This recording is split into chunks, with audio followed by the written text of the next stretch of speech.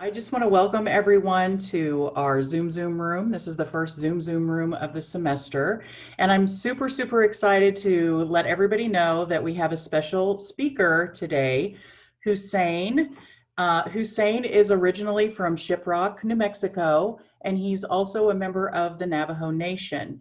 Hussien graduated from Haskell in 2016 with a BS in Business Administration with an emphasis in management. And in May 2020, Hussein graduated from Bentley University's McCallum Graduate School of Business in Boston, Massachusetts, where he earned an MS in financial planning. He is currently enrolled in an MBA program part-time and also working as a senior graduate ambassador there. And he's also pursuing options for a career in financial management and advising. So I just kind of wanted to start off with a question about why you first decided to come to Haskell, Hussein. Well, thank you for that introduction there, Lori. Uh, One of the primary reasons that I decided to go to Haskell, and it's actually a little bit of a drawn out story, and I'll try to condense it as much as possible here. But I was kind of bouncing back and forth between community college and work. Um, and there was also plans of the military for a while. I just turned 20, I just turned 20, and I was really unsure with what I was going to do with my life. And I remember the first time that I heard about Haskell was when I initially went to go, I thought about playing football. So that later that fall, I ended up putting my application in. I was accepted, super excited that I was, finally going to be going through school. And when I got that option, I was floored. I will say that my first semester at Haskell, the reason that I initially went was to play football, but it was also because of the affordability. Let's be honest about this. Haskell doesn't have the best technical resources or the newest buildings, but it was off of off of necessity. And what I came to realize though was literally got what I put out of it. And I mean that from the best place possible, because my first attempt at Haskell, because I've had two attempts, believe it or not, my first attempt at Haskell, it wasn't a very good one. I didn't have my nose in the books. I really wasn't um, planning accordingly. And after I got a second chance at Haskell, I got everything and more out of what I put into it. But first and foremost, like I said, just it was the necessity of my available options at the time, and I gotta say it's worked out for the best. That's so awesome. That's like the story of so many students that the first time around that they come, they're really not prepared for it. But when they come back a second time, I know several students that were in my class, graduating class at Haskell, that came back a second time. And one student got two masters, and now the other one is in a PhD program. So that's seems like a really common story. I know a lot of students feel really weird about it, like ashamed almost, but I really think that that's not anything to be ashamed of because it's really part of making good decisions, right? So like if you know the first time around you're not ready and then you stop out and come back and then obviously just kill it like you did. So can you talk about like what were some of maybe your most difficult challenges while you were at Haskell and how you got through those? Uh, One of the more difficult challenges I think was being a student and being a parent. That was definitely one thing to try to juggle, emotionally for sure. And I think it was just more or less trying to find out what I wanted to do. Um, those were probably two of the biggest issues that I had, and of course, finances. We all wonder how we're all there to better ourselves and at least put ourselves in a better financial situation somewhere down the road. And mine was how I was going to balance, being a parent, school, as well as what I was going to do about finances. But after I started to arrange my priorities and make those connections, things started to become a little bit easier. And of course, like I said, finding out what I wanted to do as far as growing up, because that's what we're doing in school. We're growing up and we're maturing. So Right, right. Well, speaking of that, how did you come to the decision on your major for business?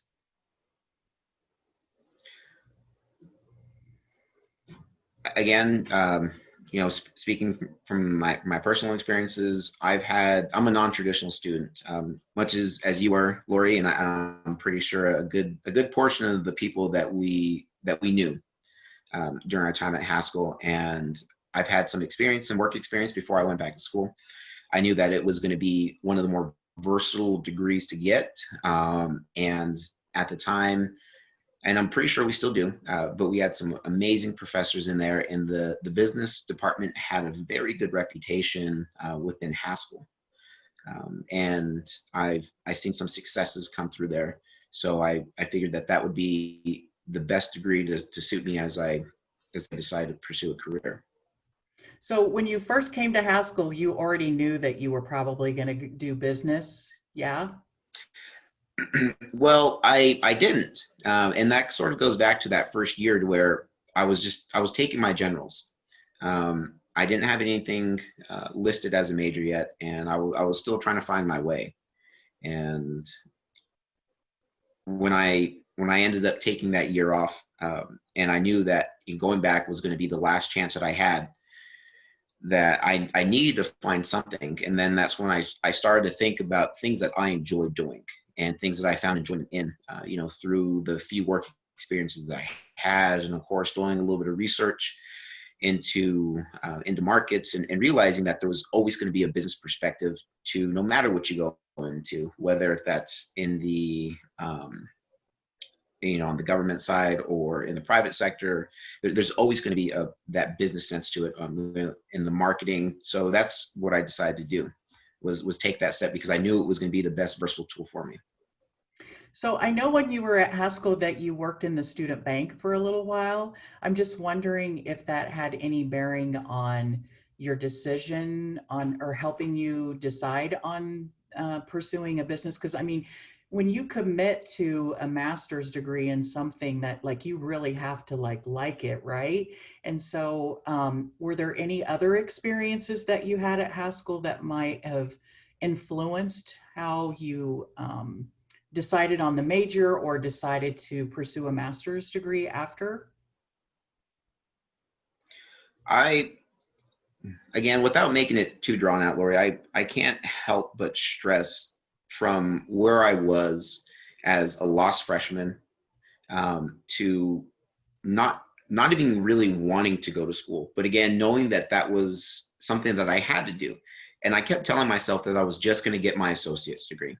But after I got my associate's degree, I thought to myself, well, it wasn't that bad. It was pretty easy. Let's get my bachelor's degree. So I went and I did that. Well, in the last year of my bachelor's degree, I honestly had no desire to do graduate school whatsoever. But I had a professor, and I know he's no longer there right now, Mr. Wika. Mr. Wika had an investments course.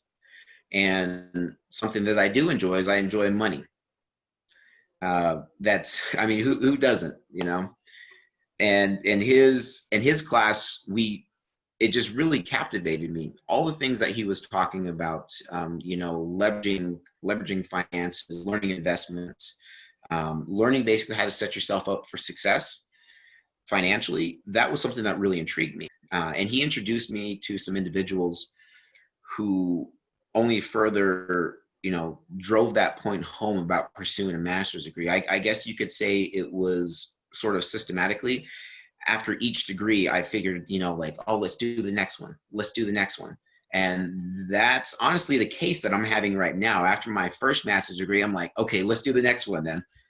But it wasn't something that I sat around and dreamed about, like, oh, one day I'm gonna get my master's degree. No, I didn't. And it was difficult for me even just to go to school to get my bachelor's or my associates at first. But as I came to love it.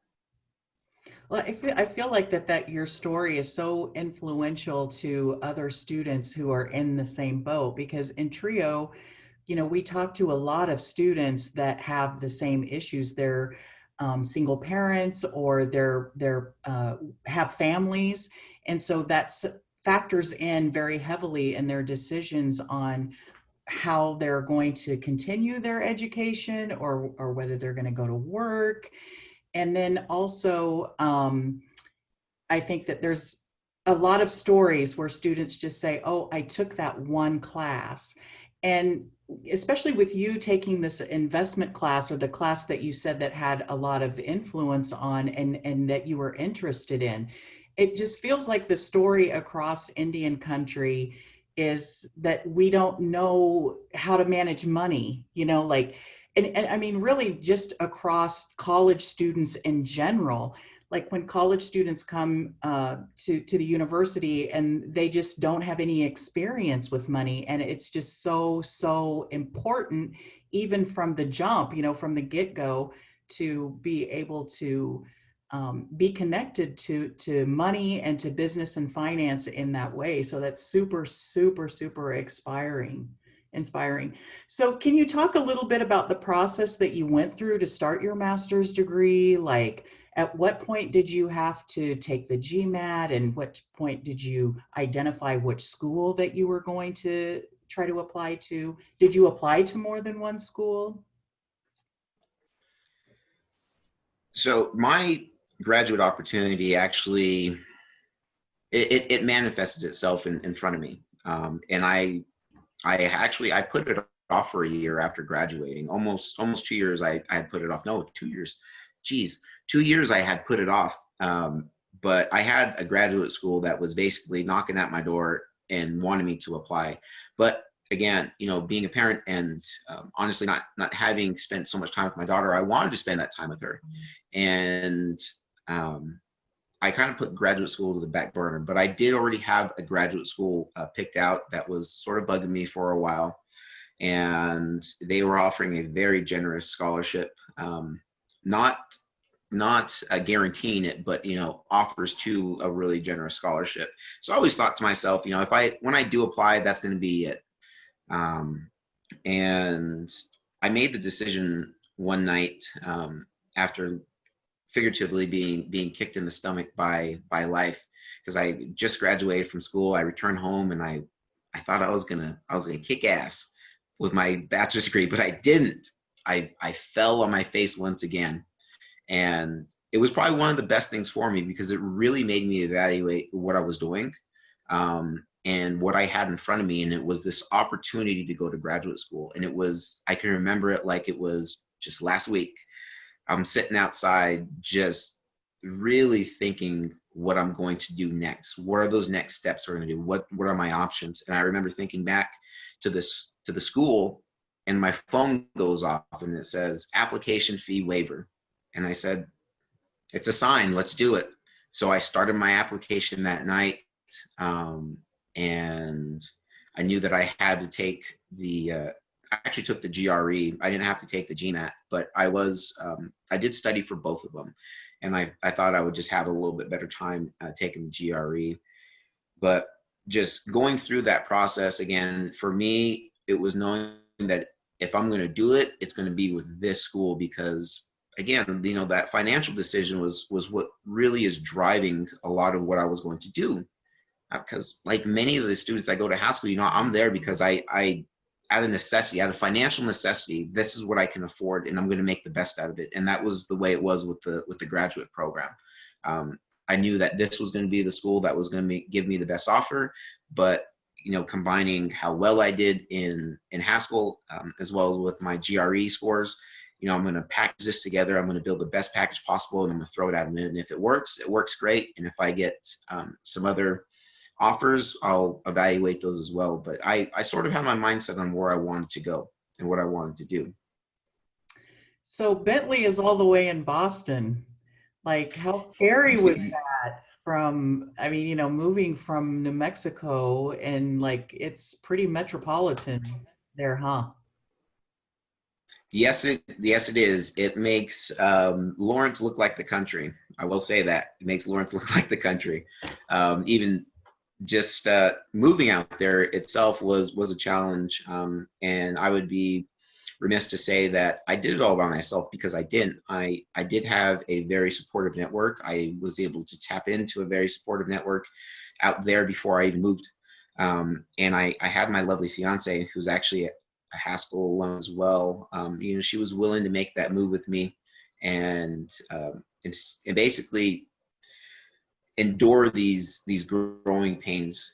When we made that move, it was scary because my my dad filled up, or he rented a vehicle, and we put in all of our personal belongings in this vehicle, and he followed me and my fiance out to Boston.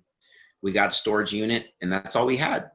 We lived in Airbnbs and in hotels for about a month until we found something.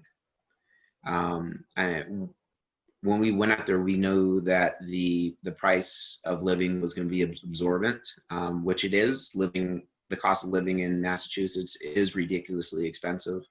It would have been a lot less expensive had I gone by myself, but again, I wasn't going to leave my fiance and do this 2-year journey by myself. But it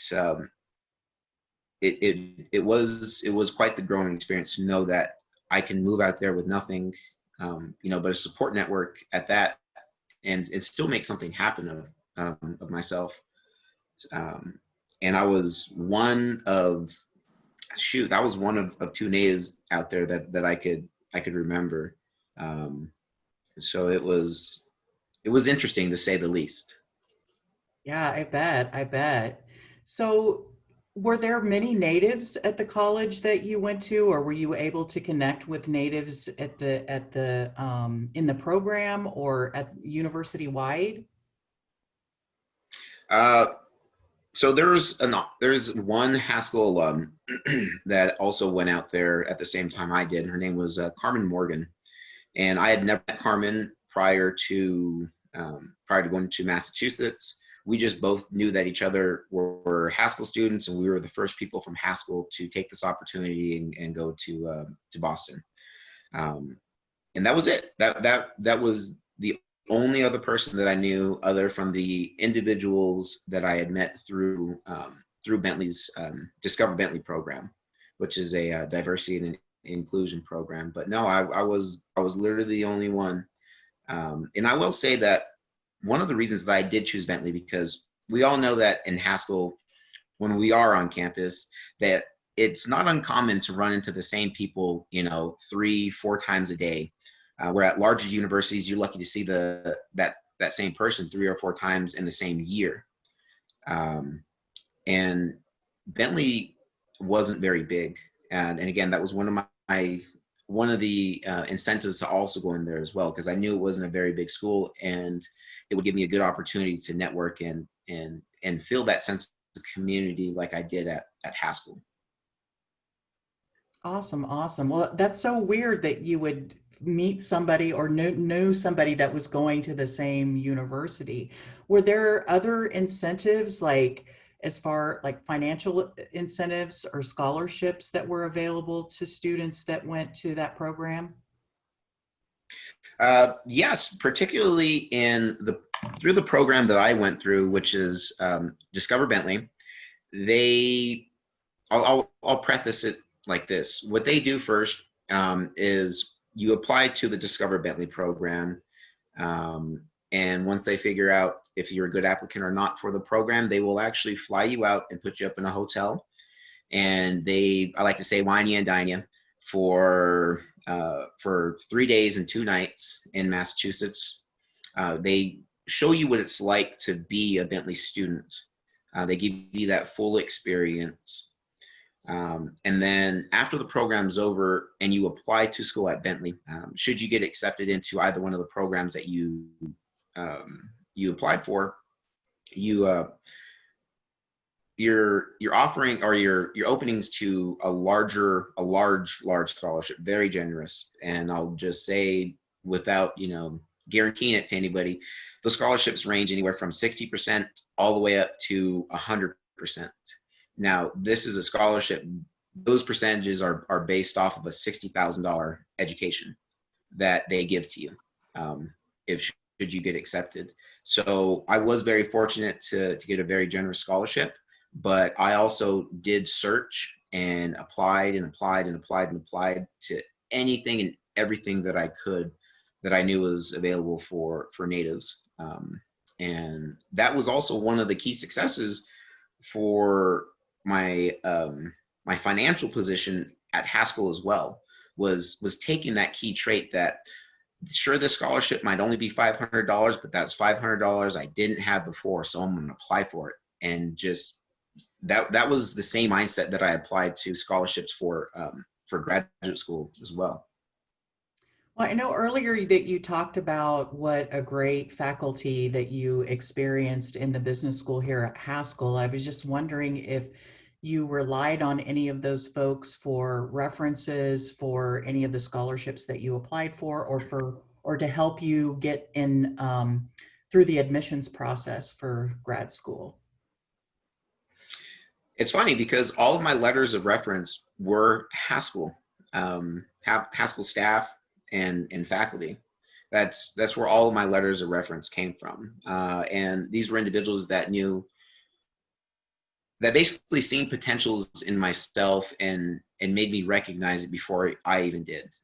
There's still some professors, and I know that they're no longer at the university right now, but building that rapport with them, they were the ones that I could always go to every semester, even though I wasn't in their class, for some sort of advice in maybe a subject that they taught, and how it applied to my life or how it applied to another class, and just picking their brains. But yeah, building that rapport with the instructors and some of the other individuals on staff on campus was a really big part of getting me into that admission process. And I remember the first person that I called, or I emailed actually, when I found out I was getting in, and I thought, oh crap, I need some scholarships now. What do? I called Carlene Morris, because she was the one that I was always talking to at Haskell, about what scholarships are available. And she sent me over a gigantic list of scholarships that I could apply for, and that's what I did. So yeah, she was one of the first people that I notified when I found out that I needed money, and she pointed me in the right direction of where to go. Oh, that's so awesome. Yay, Carlene. So, when we talked earlier too about how scary it is to move to a new city and get into a new college and a new program. Now that you've graduated or that you've earned your master's and you look back on it, I mean, was it worth it? Did it turn out to be as scary as you thought it was going to be once you were acclimated to the program in the university? No, it wasn't as scary as I thought it was going to be. I will say that for about all of 10 minutes, I really thought, is this for me? Um, when I first moved up there, and intermittently out through the semester, I always tell people that first semester of graduate school, no matter what you do, you can't prepare for it, because the workload is entirely different, and it's substantially more, and it will make you question, if you really want to do it, and you have to kind of just dig down deep. But that does come, it passes. Um, I think looking back at it now, I'm definitely in a better position to kind of coach those next individuals that want to know what to expect. And I actually did have that opportunity when we recruited two more of Haskell's finest from the business program out there in Boston. I did everything and anything I could to try to get them in touch with all the resources and the clawing and digging that I had to do to get myself situated. And I made my resources available to them, and I'm hoping that they do for the next that want to come up. And of course, I'm always willing to help as well. That's so awesome. So just kind of a couple more questions about what it feels like to graduate. It's so hard to describe once you've been through, especially a grad program, but even at Haskell.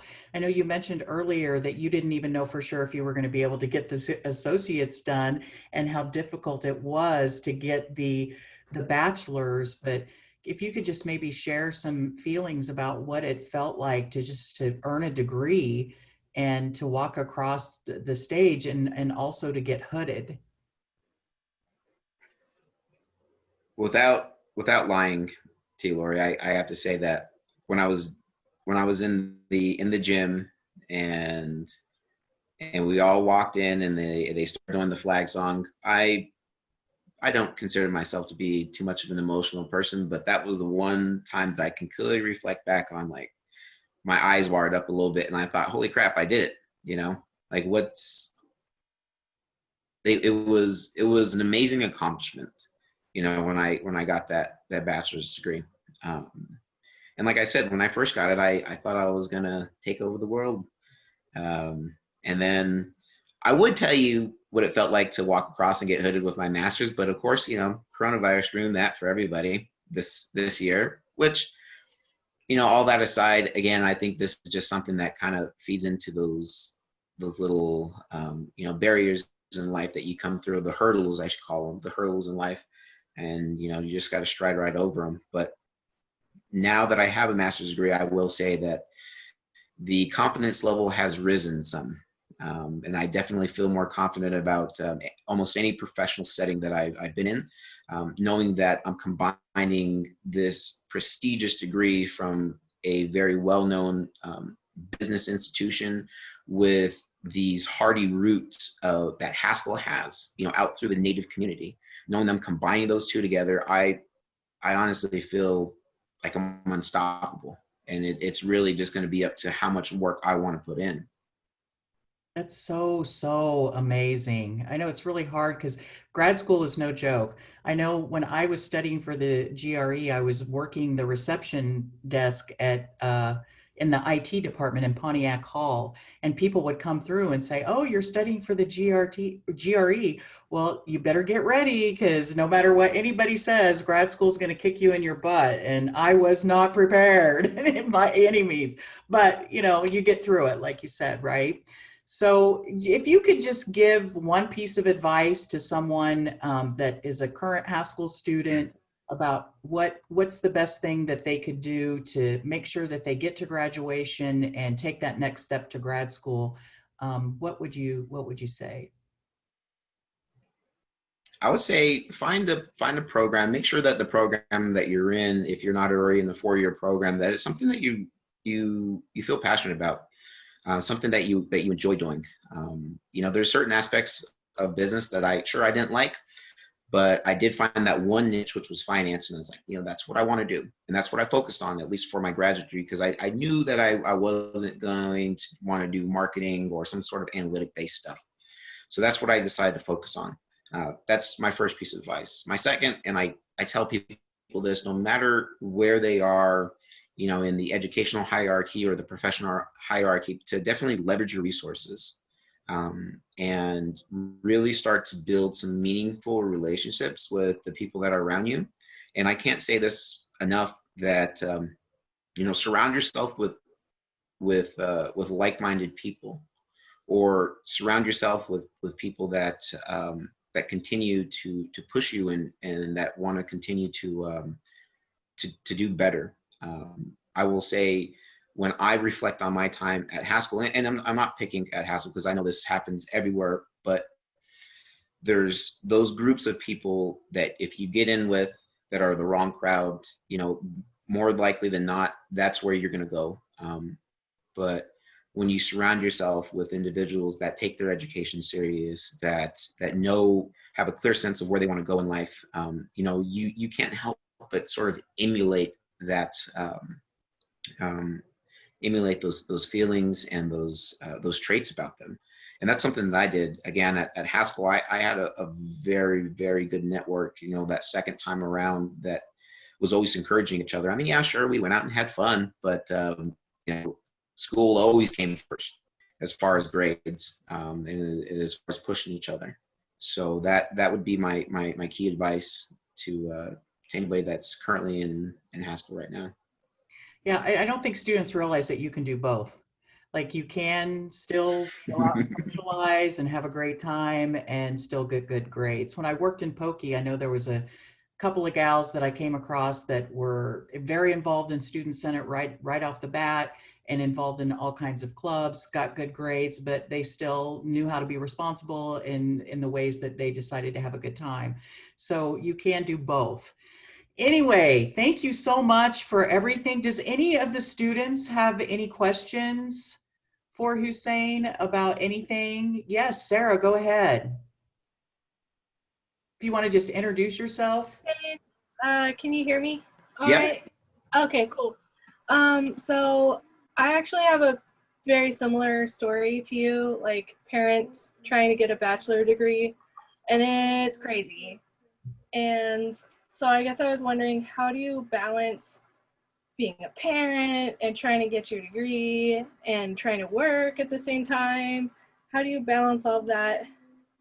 And also, I guess I have two questions. Like, so how do you balance that with your bachelor's degree, but also once you move away from your family, who's your like support system, how did you manage that as well?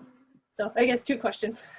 No, those are some really good questions. And I think some of the more impeding thoughts that a lot of us have when pursuing an education, you know, this is the way that I sort of framed it was what was important to me. And this is something that I talked about yesterday in my leading responsible class that I have.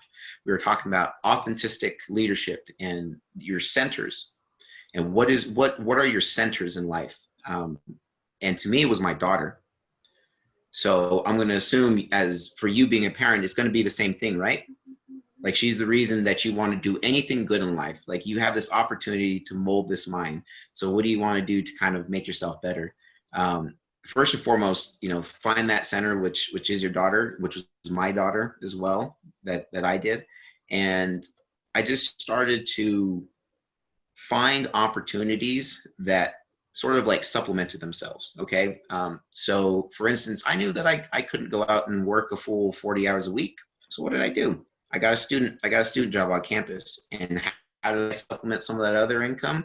Well, I applied my butt off for as many scholarships that would take me. Like I said, I didn't care how much it was. It's like, you want to give me free money? I'm going to apply for it. Okay. And I'm going to work with who I need to work with to submit as many applications as possible. And Lori, I think if you guys haven't done already, you know, a little thing about how to apply for scholarships, because you know as well as I do that there were some people at Haskell that made bank just on scholarships alone. But but definitely prioritizing what you do. Sometimes it does take early mornings and late hours at night, but once you get past that, you know, in a little bit of sleep deprivation, it seems to make things a little bit easier. And that kind of answered your question. Like I said, it's sort of hard. For me, it was more or less like I was concentrating on the financial aspect of things. So I knew that my way to supplement that was the scholarships in the short end of your question. And then the second part, with moving all the way across the country and not having anybody, having that support group, it was difficult. I mean, I'm not going to lie to you, but what I did to counter that was I threw myself into the culture.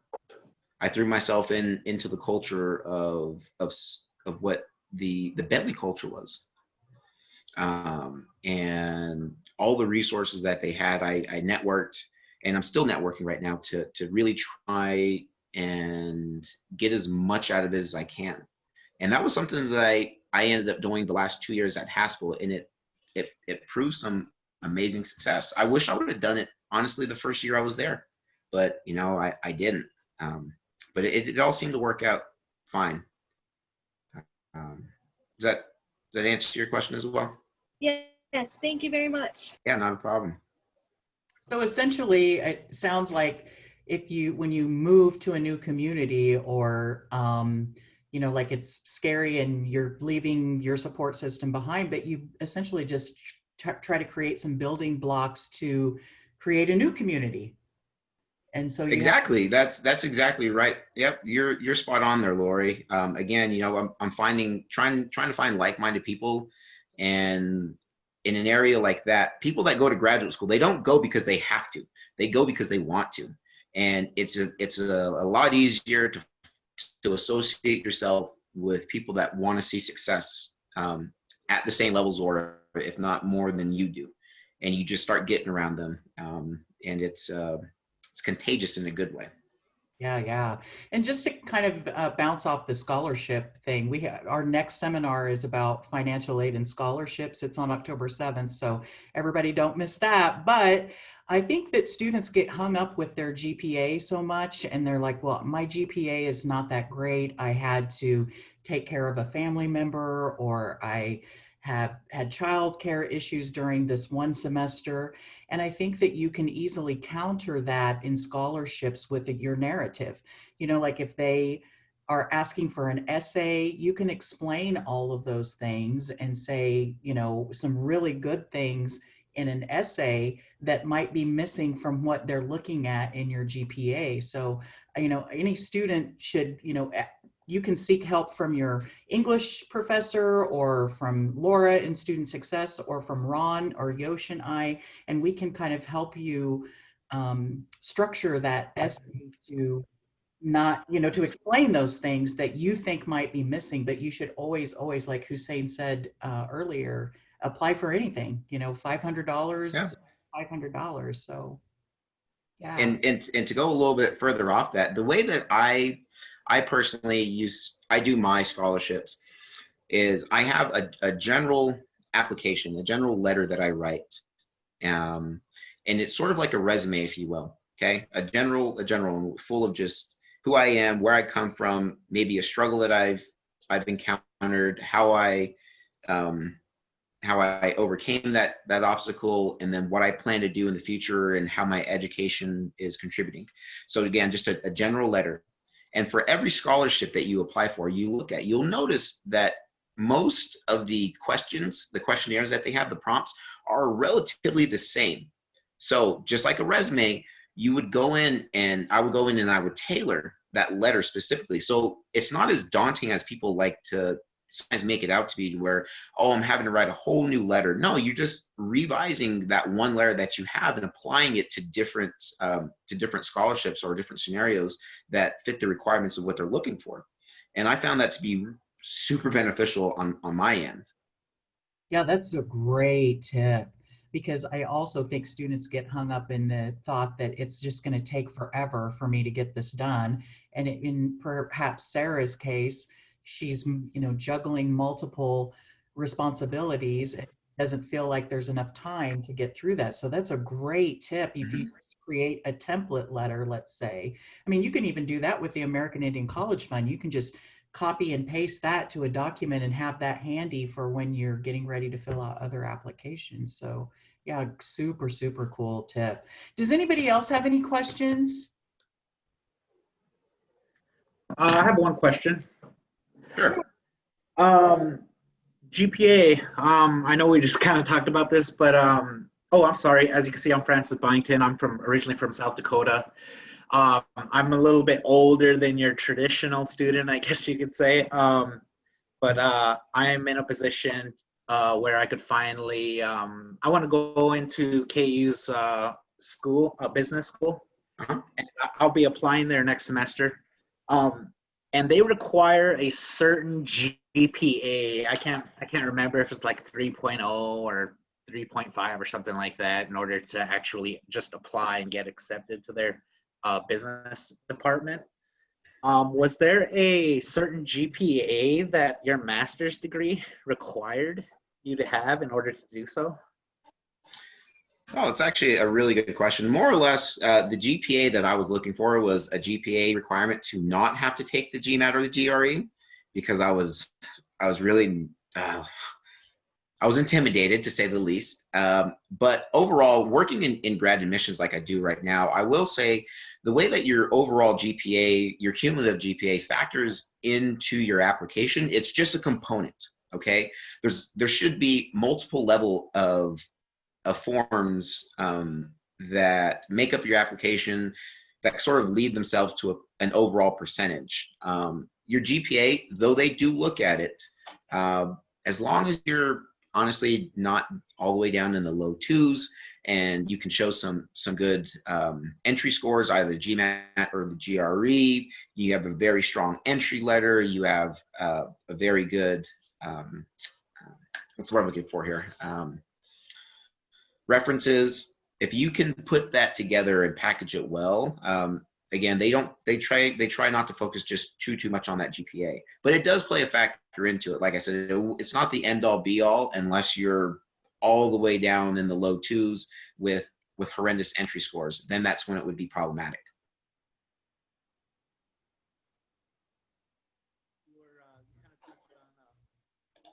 I'm sorry, you're a little muted there.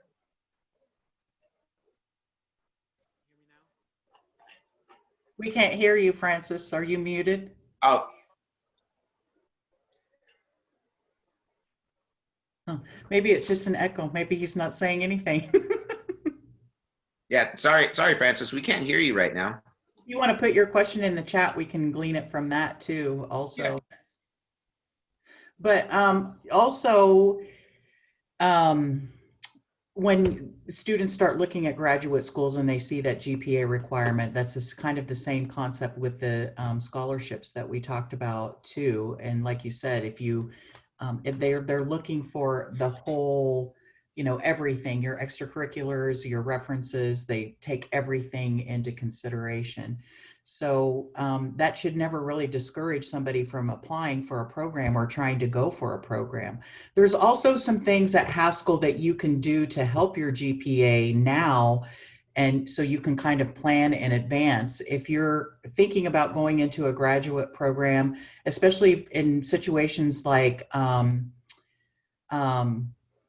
who stopped out for a year and then came back, you can ask for academic forgiveness. So a lot of students that come first, second, and third times can ask to have the grades that they had prior that weren't so great, just pretty much expunged from your cumulative GPA. And so that really helps out too. But GPA is not necessarily a gauge of intelligence, but more about sort of work ethic, I guess. And so I think that's why it depends on what the program is to be, whether or not they heavily weight GPA or not. But especially with the Indigenous Studies program at KU, I think they require a 3.0, but have admitted multiple Haskell students that were just under that or had a great GRE score, like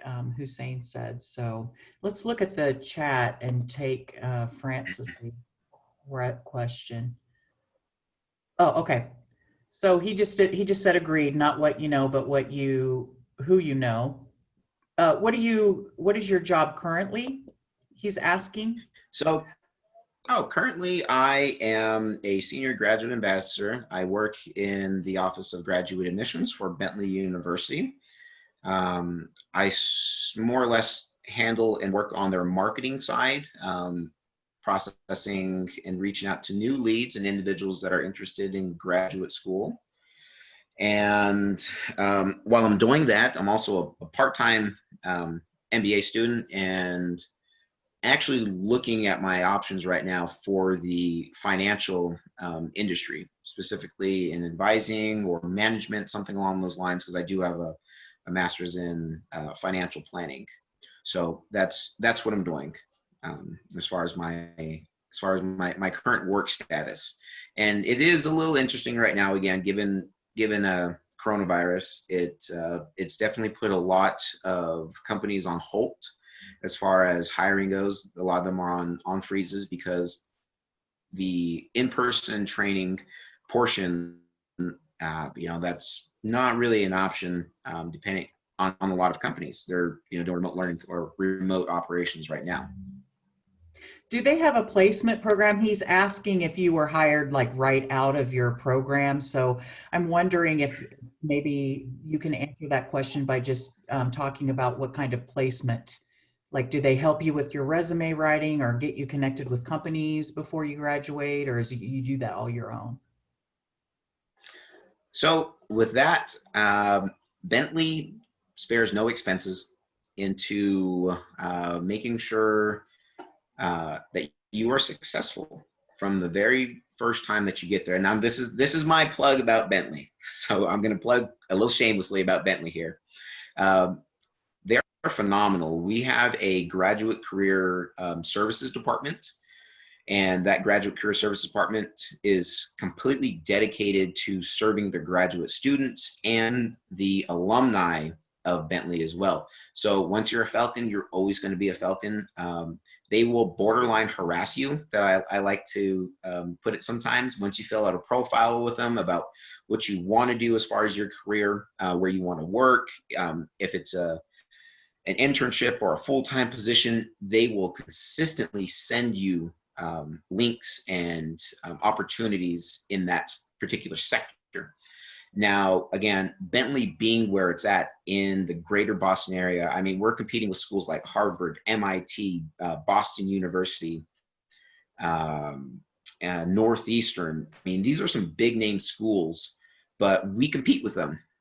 And Bentley's known for putting out very high quality students.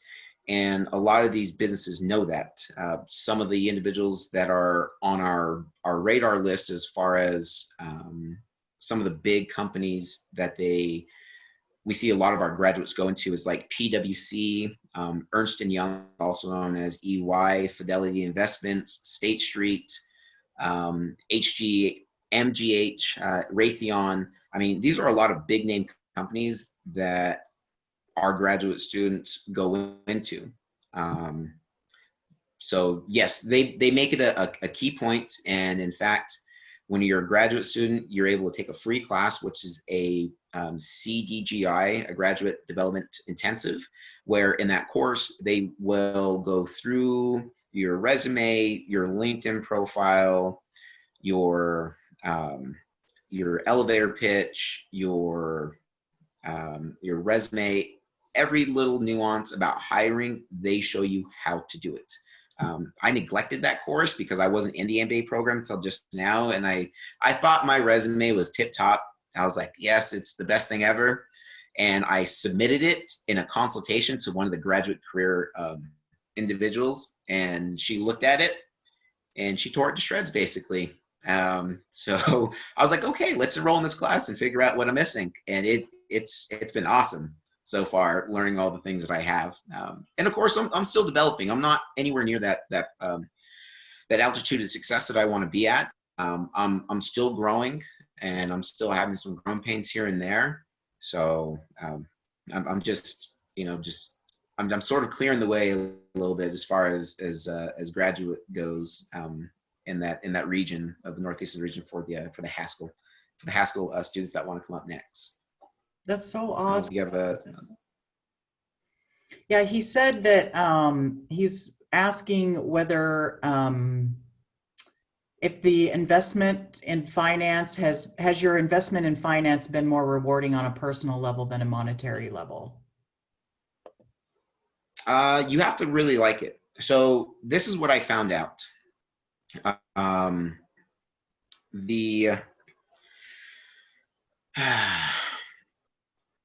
There's different sectors. Like I said, when we were talking about business, the general bachelor's at Haskell, it covers marketing, it covers a little bit of finance, it covers accounting. I found out that I like finance, but once I started looking at finance degrees, I knew that I didn't want to do derivatives. I didn't want to do cap investments. What was something that really stood out to me was the financial planning aspect, which incorporates, and I wasn't prepared to learn this when I first got into the program, but it was really refreshing. Learning estate planning, learning how to plan estates, learning how a company's benefits and compensation work, and how you use that for a tax advantage. And learning risk management as far as like your finances go, and then of course being able to kind of package that all into helping individuals plan for retirement or whatever life may throw at them. So personal finances, I gotta say, and personally, that's that's been something that I found enjoyment in. I like helping people. I like building relationships with individuals. I'm not the type of individual that likes to sit just behind a desk. I sort of thrive off of building networks and helping people. So once I start working, I will say that monetarily it will be rewarding, but personally right now it is rewarding. So one more question. Somebody wants to know how you feel about Dave Ramsey. Do you listen to Dave Ramsey? Not entirely. I may have come across a couple of his things. Is it safe to say? I wouldn't. Well, I'll finish this first one up. With Dave Ramsey, I don't listen to him a whole lot. There's a couple of niche, like, little articles that I read into, and the types of things that really catch my interest is what's happening with taxes, because people that are on the more affluent end of the spectrum when it comes to finances, they watch those trends. So there's like little niche articles and like little things I subscribe to that I like to personally watch.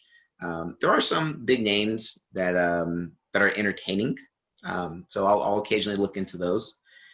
As far as a planning forecaster, no, I wouldn't say that I forecast. It's more or less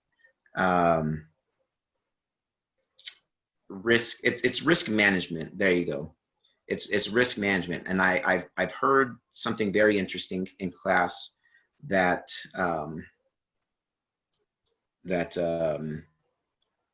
tax evasion is illegal, but tax avoidance is completely legal. So learning where these little when new tax laws come out and stuff like that, learning how much do they bend and how much do they work with, and again, I think this really kind of goes into everything, Lori, with going into a completely new environment. I was there with students that had no problem. Their parents had no problem paying for their $60,000 education. They were coming out from an undergraduate program that was in excess of $70,000, and they were going into a master's. Sitting in class talking with students about how their parents sold one of their vacation homes, or how they sold their yacht, or some investment properties that they have.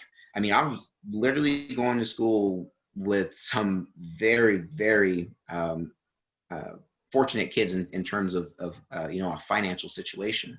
So to be able to put myself out there to understand, what that's like, it was very eye-opening, and an awesome experience.